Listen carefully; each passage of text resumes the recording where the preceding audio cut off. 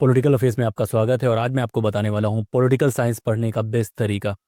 वो काम जो मैं सबसे ज़्यादा पसंद करता हूँ। दोस्तों, मेरा जो सब्जेक्ट है पॉलिटिकल साइंस ही है। पीएचडी मैंने पॉलिटिकल साइंस में करी है। मेरा मास्टर्स भी पॉलिटिकल साइंस में है। मेरा जेआरएफ भी पॉलिटिकल साइंस में है। और यूपीएससी में पीएसआई और ऑप्शनल के साथ मैं लिख रहा था। तो ये लगभग 2012 से लेके अभी तक का जो मेरा अंडरस्टैंडिंग है पॉलिटिकल साइंस का, वो सारा मैं यूज करने वाला हूँ आपको बताने के लिए कि पॉलिटिकल साइंस आप कैसे बेस्ट तरीके से पढ़ सकते हैं। ये जो तरीके हैं ये खुद के अपनाए तरीके हैं और ये वर्क करते हैं। सबसे पहले जानने की कोशिश करते हैं कि आप पॉलिटिकल साइंस पढ़ना क्यों चाहते हैं। तो अरिस्टोटल से शुरू करते हैं। अरिस्टोटल ने बोला है कि पॉलिटिकल साइंस एक मास्टर डिसिप्लिन है। एक ऐसा डिसिप्लिन जो मास्टर की तरह होता है, जो बाकी डिसिप्लिन जो होते हैं उनकी चाबी खोल देता है, दिमाग खोल देता है। मेरा भी यही यकीन है कि पॉलिटिकल साइंस एक मास्टर डिसिप्लिन है, क्योंकि ये बहुत सारे डिसिप्लिन के लिए लिंकेज है। चाहे आप इंग्लिश की बात करें, वहाँ जो थिंकिंग्स या वहाँ जो थिंकर्स आते हैं, जो बेसिस बनते हैं, कहीं ना कहीं वो पॉलिटिकल साइंस से बनते हैं। या आप पॉलिटिक्स की बात करें, कॉन्स्टिट्यूशन की बात करें, सारी चीज़ें कहीं ना कहीं दिखाती है कि पॉलिटिकल साइंस बहुत इंपॉर्टेंस रखता है। आप लॉ की बात करें, आप कॉन्स्टिट्यूशन पे जितनी डिबेट हो रही हैं, टीवी पे जितनी डिबेट्स हो रही हैं, तो पॉलिटिकल साइंस वाला कोई अगर अच्छे से पढ़ रहा है तो ये सारी डिबेट्स को समझ सकता है, इन डिबेट्स को कर सकता है। तो अब बातें आती हैं कि आप पॉलिटिकल साइंस पढ़ना क्यों चाहते हैं, और उसी से तय होगा कि आप किस हद तक इस सब्जेक्ट में आगे बढ़ना चाहते हैं। सबके पास अलग अलग रीजन होते हैं। मैं पॉलिटिकल साइंस इसलिए पढ़ना चाहता हूँ क्योंकि मुझे मजा आता है, मुझे टीवी डिबेट्स में पार्टिसिपेट करना मजा आता है, मुझे कॉन्स्टिट्यूशन पढ़ने में मजा आता है, मुझे थिंकर्स पढ़ने में मजा आता है और मुझे अच्छा लगता है। मैं ये सारी चीज़ें करता हूँ। तो साथ ही मैं यूपीएससी की तैयारी कर रहा था, इसकी वजह से मैं पढ़ रहा था। नेट जेआरएफ की तैयारी कर रहा था, इसी वजह से पढ़ रहा था। मास्टर से सबके पास एक अलग अलग रीजन होता है पढ़ने का, लेकिन जो रीजन है उसी से कनेक्ट होता है आपका इंटरेस्ट। तो कुछ बच्चे ऐसे होते हैं जो केवल एग्जाम के लिए पॉलिटिकल साइंस पढ़ते हैं, कुछ बच्चे ऐसे होते हैं जो पॉलिटिकल साइंस एंजॉय करते हैं, साथ साथ एग्जाम देते हैं। मैं ये मानता हूं कि जो लोग पॉलिटिकल साइंस एंजॉय करते हैं उनके लिए ज़्यादा आसान है पॉलिटिकल साइंस में नंबर स्कोर करना, ना कि जो पॉलिटिकल साइंस को केवल रट्टे के बेस पे पढ़ के आगे बढ़ना चाहते हैं। उसका रीजन ये है कि पॉलिटिकल साइंस का सिलेबस बहुत ज़्यादा है। तो केवल आप रटना चाहेंगे तो इतना रटना बहुत बार मुश्किल होता है। आप 25 की एज से कम होते हैं तो आप एक बार रट भी सकते हैं, लेकिन जैसे जैसे आपकी एज बढ़ती जाएगी आपकी समझने की क्षमता बढ़ती जाएगी, लेकिन आपके रटने की क्षमता कम होती जाएगी। तो सबसे पहला काम आपको करना है कि आपको इंटरेस्ट जगाना है, और ये बहुत मुश्किल नहीं है। आप ऑलरेडी वो काम कर रहे होंगे, रट्टा मार रहे होंगे, सारी चीज़ें कर रहे होंगे, तो क्यों ना इंटरेस्ट जगा लें। इंटरेस्ट जगाने के अलग अलग तरीके होते हैं। पहला तो इंटरेस्ट यही है कि आपको एग्जाम निकालना है। तो अगर आपका इंटरेस्ट होगा तो आपका ब्रेन काफ़ी ईजिली पिक करेगा, आप याद काफ़ी आसानी से कर पाएंगे। तो पहला है कि इंटरेस्ट लेके आओ। अगर आप पॉलिटिकल साइंस पढ़ रहे हो, पॉलिटिकल साइंस कोई ऐसा डिसिप्लिन नहीं है जो बहुत बोरिंग है, क्योंकि इसमें इतिहास भी है, इसमें इकोनॉमिक्स भी है, इसमें थिंकर्स भी हैं, इसमें कहानियां भी हैं। तो कहानियों से कौन बोर होता है? तो आपको वो कहानियां पता होनी चाहिए, चाहे वो फिलोसफी की कहानी हो, चाहे संविधान की कहानी हो। तो इंटरेस्ट आपको जगाना है, पहला काम तो ये। उसके बाद बातें आती हैं कि एक बार आपने सोच लिया, आपको मजा आने लगा कि अब आपको पढ़ना है। वो वैसे ही है कि अगर आपको खाना एंजॉय करना है तो आपके अंदर भूख लगी होनी चाहिए। अगर आपके अंदर भूख नहीं है, आप कोई भी खाना खा लो आपको अच्छा नहीं लगेगा। कभी खा के देखना कि आप ऑलरेडी लंच या डिनर कर चुके हो, उसके बाद जो आपका फेवरेट खाना भी है वो भी अच्छा नहीं लगेगा। तो सबसे पहला काम आपको करना है, आपको वो हंगर क्रिएट करना है। कभी अगर आप निमंत्रण में जाते होंगे, कहीं इनविटेशन आता होगा, तो आप थोड़ा सा कोशिश करते हैं कि आप ना खाएं दोपहर को, या कम खाएं, ताकि शाम के लिए आपके पास वो भूख रहे और आप वो पैसा वसूल कर पाएं। तो पढ़ाई भी वैसा ही है कि अगर आपको पढ़ना है तो आपको वो भूख क्रिएट करनी पड़ेगी। अलग अलग रीजन से क्रिएट कर सकते हो। आप अपने पेरेंट्स के साथ या उनका सपना देख के क्रिएट कर सकते हो। अगर आप यूपीएससी करना चाहते हो तो आपको पता होना चाहिए कि पीएसआईआर ऐसा डिसिप्लिन है, अगर उसमें आप अच्छा करते हैं तो आपके सिलेक्शन के चांसेस बढ़ जाते हैं। पीएसआईआर आप अच्छे से पढ़ते हो तो आप एसए में अच्छा करते हैं, एथिक्स में अच्छा करते हैं। तो इस वजह से अगर आप पीएसआईआर में बहुत मेहनत करेंगे, आप आईएएस बन सकते हैं। इस वजह से आप ज़्यादा मोटिवेटेड हो सकते हैं, ज़्यादा हंग्री हो सकते हैं पढ़ने के लिए। नेट जीआरएफ में अगर आप पेपर 2 में बहुत अच्छा स्कोर करते हैं, फिर आप रिसर्च प्रपोजल अच्छा बना पाएंगे। अगर आपको पॉलिटिकल साइंस आती है तो वो आसान हो जाता है, उसमें जितने पैसे हैं उसकी वजह से आपको हंगर आ सकता है। या आपको पॉलिटिक्स बहुत पसंद है, आपको अपनी पार्टी को सपोर्ट करना है, आपको ये लगता है कि आपकी पार्टी का जब डिबेट हो रहा होता है तो आपको अपने पॉइंट्स रखने हैं, इस वजह से आप कर सकते हो। तो सबके पास अलग अलग रीजन है, और अलग अलग एज ग्रुप में अलग अलग रीजन हो सकते हैं। तो वो रीजन आप तलाश लो। आप मुझे रीजन कमेंट करके बताओ कि आपके पास क्या रीजन है पॉलिटिकल साइंस पढ़ने का। एग्जाम है, कौन सा एग्जाम है, वो कमेंट करके बताओ। अब बातें आती हैं कि एक बार आपको भूख लग गई, तो अब मैं आपको खाने का तरीका बताता हूँ कि पॉलिटिकल साइंस को कैसे खाते हैं या पढ़ते हैं। पॉलिटिकल साइंस को जब भी आप देखेंगे तो अलग अलग सेक्शंस होते हैं उसमें। एक सेक्शन है पॉलिटिकल थ्योरी का, एक सेक्शन है पॉलिटिकल थिंकर का, एक है comparative politics, pub ad, IR, Indian constitution. तो इसमें भी अलग अलग सेक्शंस होते हैं, लेकिन इन जनरल हम समझने की कोशिश करते हैं। पॉलिटिकल थ्योरी जो होती है वो थ्योरेटिकल और सिस्टमिक स्टडी होती है। मान लीजिए कि हम लिबर्टी के बारे में पढ़ना चाह रहे हैं, तो लिबर्टी क्या होती है, उस पर किस थिंकर ने क्या बोला है, डिबेट कैसे आगे बढ़ा है, वो सारी बातें उस पर होती हैं। आइडियोलॉजी की बात करें तो आइडियोलॉजी में क्या होता है, कोई आइडियोलॉजी कैसे ग्रो करी है, उसके की टेनेंट्स कौन से हैं, की थिंकर्स कौन से हैं, काउंटर क्या है, वो सारी बातें आती हैं। इंडियन कॉन्स्टिट्यूशन की बात करें तो कॉन्स्टिट्यूशन कैसे बना, उसके की फीचर्स कौन से हैं, फंडामेंटल राइट क्या है, डीपीएसपी क्या है, कौन से आर्टिकल में क्या है, कैसे फेडरल सेटअप है, कैसे पार्लियामेंट्री सेटअप है, जुडिशरी का रोल क्या है, ये सारी बातें उसमें आती हैं। जब हम पबेट पढ़ते हैं तो उसमें थेरीज होती हैं, उसमें थिंकर्स होते हैं, कौन कौन सी लेटेस्ट थेरीज हैं, न्यू पबेट क्या है, ये सारी बातें उसमें आती हैं। कंपेरेटिव में भी हम ऐसे थेरीज पढ़ते हैं, थिंकर्स पढ़ते हैं। जो सबसे कॉमन चीज़ है पूरे में वो है थिंकर्स, थेरीज, दो चीज़ें आपको पढ़नी। तो ज़्यादा बच्चे क्या गलती करते हैं, वो सीधे थेरी पढ़ने लग जाते हैं। तो ये वैसा ही है कि आप टीम को जानने चले जाएं प्लेयर को जाने बिना।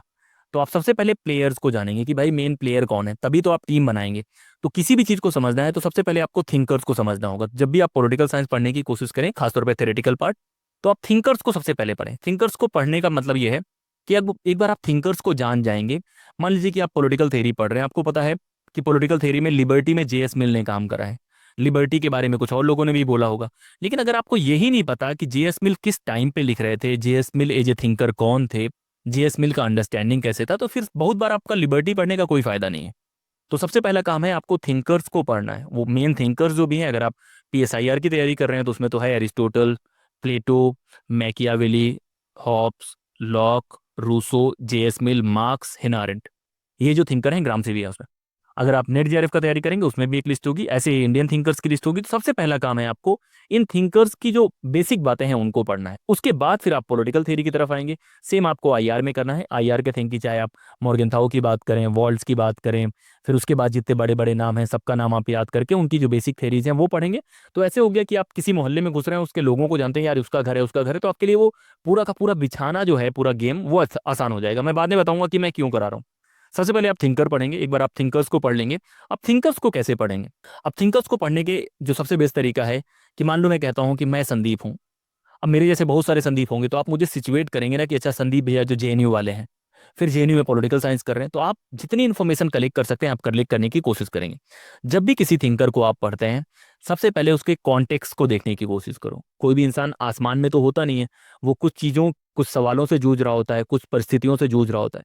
प्लेटो को उठाएंगे तो उस वक्त का देखेंगे कि सोक्रेटिस की डेथ से कैसे प्रभावित हुए, किस तरह के सवाल वो लेने की कोशिश कर रहे थे, उनको क्यों लगता है कि फिलोसफर किंग एक बेहतर मीडियम हो सकता है। तो उस कॉन्टेक्स्ट को आपको समझना है। जब उस कॉन्टेक्स्ट को समझ जाएंगे तो फिर आता है उनके की वर्क्स कौन से हैं, कि भाई उस इंसान ने क्या क्या किताबें लिखी हैं, तभी तो हमें पता लग रहा है। की वर्क्स आप समझ लेंगे तो उनके की कॉन्सेप्ट्स आपको समझने हैं कि भाई उन्होंने फिलोसफर किंग का कॉन्सेप्ट दिया, उन्होंने एक केव वाला कॉन्सेप्ट दिया, या उन्होंने लॉ के ऊपर क्या विचार रखे, उन्होंने ये कैसे बोला कि स्टेट का डिक्लाइन कैसा होता है। ऐसे बहुत सारे सवाल आप हैंडल कर पाए। तो तीन बातें हैं, कॉन्टेक्स्ट हो गया, की वर्क्स हो गया, की कॉन्सेप्ट हो गया। उसके बाद चौथा पार्ट होता है कि उनको कौन किस किन लोगों ने तारीफ करी उनकी, और किन लोगों ने क्रिटिसाइज करा। ये चार बातें अगर आप थिंकर्स के बारे में पढ़ लेंगे तो बहुत ज़्यादा सवाल आपके सॉल्व हो जाएंगे, चाहे पीएसआईआर में हो चाहे नेट जेआरएफ में हो। तो ये तो तरीका हो गया थिंकर्स को पढ़ने का। अब थिंकर्स को भी जब आप पढ़ेंगे तो कोशिश करें कि क्रोनोलॉजी से पढ़ें। प्लेटो हैं, सोक्रेटिस हैं, या सोक्रेटिस के पहले वाले जो थिंकर्स हैं उनके बीच में भी, उनके बारे में भी थोड़ी सी अंडरस्टैंडिंग बना सकते हैं। उसके बाद आप आते हैं तो क्रोनोलॉजी से आने की कोशिश कीजिए। जैसे रास्ते में आप आते हैं ना, किसी जगह से जाएंगे, फिर एक स्टेप तो प्लेटो, फिर एरिस्टोटल, फिर मेडिवल कुछ फिलोसफर्स आप ले सकते हैं अगर आपको पसंद है, कुछ वर्क उनके जान सकते हैं। फिर आप मैकियावेली पे आ जाइए, हॉब्स पे आ जाइए, लॉक पे आ जाइए। उनका कॉन्टेक्स्ट, उनके की वर्क, उनके की कॉन्सेप्ट्स, उनको किन लोगों ने तारीफ करी है, कौन से ग्रुप में वो सिचुएटेड है, सारी बातें आप पढ़ लेंगे। एक बार ये पढ़ लीजिए आप। उसके बाद आप पॉलिटिकल थ्योरी में आइए, फिर आप लिबर्टी, ये सारी चीज़ें पढ़िए। इसी तरह से आप आईआर में पढ़ेंगे, इस तरह से आप कंपेरेटिव में पढ़ेंगे। कंपेरेटिव में तो बहुत काम आता है। ज़्यादा बच्चे क्या करते हैं, कंपेरेटिव में सीधे थ्योरी पे उतर जाते हैं। थ्योरी पे मत उतरो, उसके इतिहास को जानने की कोशिश करो, क्योंकि हिस्ट्री या कहानी हमारा ब्रेन ज़्यादा पिक करता है। तो ये तो तरीके हो गए कि कैसे आप पढ़ने की कोशिश करेंगे। अब ये तो पढ़ने की बातें हो गई कि ये एक तरीका हो गया कि थिंकर्स पढ़ेंगे, फिर थ्योरी पढ़ेंगे, ऐसे ऐसे करके। इंडियन पॉलिटिक्स में भी ऐसे कहानी के फॉर्मेट में आपको पढ़ने का तरीका निकालना है, फिर पढ़ना है। फिर कुछ और तरीके होते हैं पढ़ने के, वो मैं आपको बता देता हूँ। एक स्ट्रेटजी होती है किला भेदने वाली, कि बहुत बार क्या होता है कि मान लीजिए कि कहीं आपको अटैक करना है किसी इंसान के यहाँ, तो आप सीधे उसके घर में जो उसका सबसे स्ट्रांग पॉइंट है वहां अटैक नहीं करेंगे, आप किनारे से उसको खत्म करेंगे। जैसे कभी आपने थाली में खाना खाया हो, राउंड वाली थाली में, और वहां पे खाना बहुत गर्म हो, तो आप बीच में हाथ डालते हैं कि किनारे में हाथ डालते हैं? तो ये एक तरीका होता है जिसे हम बोलते हैं बाहर की आउटर जो स्फीयर है उसको आपको कंट्रोल करना है। कि जब भी आप पॉलिटिकल साइंस पढ़ने की कोशिश कर रहे हैं तो सबसे पहला काम है आपको थिंकर्स को जानना है, सिचुएट करना है कि यार ये थिंकर यहाँ का है, इसका वर्क क्या है। तो एक राउंड में ऐसे ग्राउंड वर्क आपने बना लिया, जो बेसिक बेसिक फैक्ट है, एक ओवरव्यू आपने बना लिया। जैसे घर बनता है तो उसका नक्शा नहीं बनता, वैसे ही है कि अगर आप पॉलिटिकल थ्योरी भी समझना चाह रहे हैं, लिबर्टी समझना चाह रहे हैं, तो आपको पता होना चाहिए कि की डिबेट्स कौन से हैं, की थिंकर्स कौन से हैं। दूसरे स्टेप में आप और डीप जाने की कोशिश कीजिए, उसमें कुछ और मिट्टी लगाने का या भरने की कोशिश कीजिए, कुछ और फैक्ट्स याद कीजिए। तो आपका इंटरेस्ट भी बना रहेगा, आपको लगेगा यार मैं इतनी चीज़ें तो जानता हूँ। तो जब भी एक बार में आप सीधे पढ़ने की कोशिश करेंगे तो आप बहुत बार थक जाएंगे कि यार इतना डीप पढ़ रहा हूँ, ये सारी चीज़ें हो रही हैं, और ये होती हैं अगर आप ओपी गावा या कुछ उठाते हैं। लेकिन एक बार में थोड़ा पढ़ेंगे, फिर इंटरेस्ट जागेगा, फिर पढ़ेंगे, तो इस तरह से आपका ब्रेन भी ज़्यादा याद रखता है और ज़्यादा अच्छा समझता भी है। तो पहली बार में एकदम डीप जाने की जरूरत नहीं है, पहली बार एक ओवरऑल अंडरस्टैंडिंग बनाइए, फिर और अंदर जाइए, फिर और अंदर जाइए, और फिर इस तरह से कीजिए। तीसरा जो तरीका है वो यही है जो मैंने आपको रीडिंग वाला तरीका बताया है, किताब पढ़ने वाला, वो तरीका आपको इस्तेमाल करना है। किताब पढ़ने वाला तरीका, आपको पहली रीडिंग करनी है, ध्यान से करनी है लेकिन टिक करना है, सेकंड रीडिंग करनी है और टिक करना है, थर्ड रीडिंग में उसको रिवीजन में डाल देना है, और रिवीजन करते करते फिर आप मॉक टेस्ट लगाएं, टेस्ट लगाने के बाद फिर आप वो पूरा का पूरा साइकिल रिवाइज करते रहें। तो ये तो तरीका होगा पढ़ने का, कि थिंकर से शुरू करेंगे, फिर उसके बाद जो आउटर स्ट्रेटजी वाला अपनाएंगे, तीसरी बार में जो रिवीजन वाला है वो ध्यान देंगे। फिर बातें आती हैं नोट मेकिंग के बारे में, कि अगर आप पढ़ाई कर रहे हैं तो आप नोट बनाएंगे कि नहीं बनाएंगे। मैं ये बोलता हूँ कि जब तक आप 3 बार या 2 बार रिवाइज ना कर लें तब तक नोट्स ना बनाएं। बहुत बच्चे गलती क्या करते हैं कि ऑलरेडी कोचिंग वाले या बाकी लोग बहुत ज़्यादा पैसा लगा के नोट्स बनवाते हैं, तो उन नोट्स पे ही पढ़ने की कोशिश करो जितना आप पढ़ पाओ। जब एक बार सारी अंडरस्टैंडिंग आपकी बन जाए, तब आप अपने दिमाग से एक माइंड मैप बनाने की कोशिश करो, जो सबसे लास्ट स्टेज है जो आपको याद नहीं हो रही उनको याद करने के लिए। ज्यादा बच्चे क्या गलती करते हैं कि शुरू से ही सब चीज रटना चाह रहे हैं। शुरू से जब आप 4 बार 5 बार पढ़ेंगे ना, तो जो 50 चीजें आपने नोट करी है उसमें से 30 चीजें तो आपको वैसे भी आ जाएंगी। अगर मैं आपसे पूछूं कि अरिस्टोटल और मैकियावेली में से पहले कौन आया है, अब इस बात को आप नोट्स में नोट कर लेंगे तो इसका कोई मतलब है? आप 4 बार पढ़ेंगे, अगर आप पॉलिटिकल साइंस बेसिक पढ़ लेंगे तो आपको ये पता चल जाएगा। तो बहुत बार शुरू में नोट्स मत बनाओ, नोट्स लेटर स्टेज में रखो, कि जब आपका 3 बार 4 बार रिवाइज हो चुका है उसके बाद आप केवल माइंड मैप बना लो, ताकि आपको ज़्यादा बेहतर याद रहे। तो ये तरीका है पॉलिटिकल साइंस पढ़ने का, कि आपको एक एक स्टेप लेना है, थिंकर से शुरू करना है, पॉलिटिकल थ्योरी, और उस तरह से कवर करना है, हर सेक्शन में ये इस्तेमाल करना है। दूसरा है कि आपको पहले बाहर का ओवरव्यू बनाना है, फिर ज़्यादा अंदर जाना है। तीसरा तरीका मैंने आपको बता दिया, फर्स्ट रीडिंग, सेकंड रीडिंग, और फिर रिवाइज करने वाला। चौथा है कि नोट मेकिंग को जितना आप पीछे ढकेल सकते, जितना बड़े पेज में लेके माइंड मैप जैसा बनाएंगे उतना फायदा होगा। नोट मेकिंग के बारे में अलग से वीडियो मैं बना दूंगा, रिवीजन के बारे में अलग से वीडियो बना दूंगा, पॉलिटिकल थिंकर्स कैसे और अच्छे से पढ़ सकते हैं उसके बारे में भी अलग से वीडियो मिलेगा। लेकिन आपको कमेंट करके बताना पड़ेगा कि किस थिंकर को रेफरेंस में लेके वो वीडियो बनाना है। तो ये तो बातें हो गई कि पॉलिटिकल साइंस अगर आप पढ़ना चाहते हैं किसी भी एग्जाम के लिए, चाहे पीजीटी एग्जाम के लिए है, पीएसआईआर ऑप्शनल के लिए है, नेट जेआरएफ के लिए है, या इन जनरल आप हॉबी के तौर में भी पढ़ना चाह रहे हैं, यही तरीके होते हैं जो मैं इस्तेमाल करता हूँ। और मैं किताब जो होती है उसी में टिक करने की कोशिश करता हूँ, ताकि किताब से ही मेरा लिंकेज बना रहे, और दोबारा मैं पढ़ूँ तो वहीं से पढ़ने की कोशिश करूँ। नोट्स में बनाता हूँ लेकिन लेटर में बनाता हूँ, कभी अपने हिंट के लिए, वो नोट्स केवल मैं ही पढ़ सकता हूँ। तो ये काम आप करेंगे, और आपका गोल है उन चीज़ों को समझना, उन चीज़ों को अपने दिमाग में रखना, क्वेश्चंस आए तो सॉल्व कर पाना।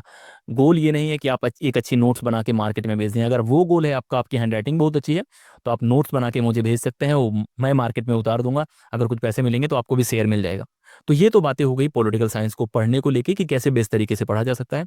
इंटरेस्ट ले आओ, एक बार अपने अंदर भूख जगाओ, और जब भूख जग जाएगी तो कैसे खाना है, कैसे पढ़ना है, वो तरीके मैंने आपको बता दिए। तो इसी तरह के वीडियोज आपको मिलते रहेंगे। आपका काम है डिमांड करना, और आपका एक और काम है सब्सक्राइब करना। अगर आपने ये वीडियो सब्सक्राइब नहीं किया तो मैं ऐसे बहुत सारे वीडियोज लाऊंगा जो आप मिस कर देंगे।